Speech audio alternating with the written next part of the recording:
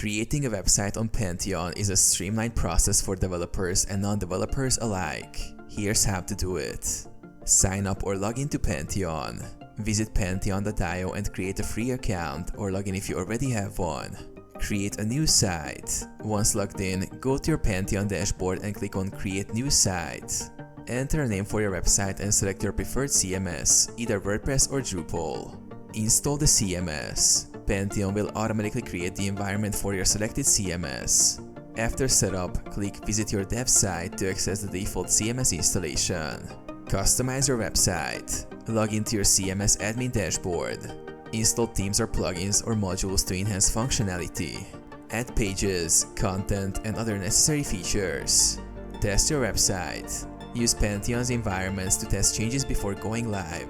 Launch your website. Connect your custom domain in the live environment and configure HTTPS using Pantheon's built-in tools. Maintain your site. Use Pantheon's performance monitoring, backups, and version control to keep your website running smoothly.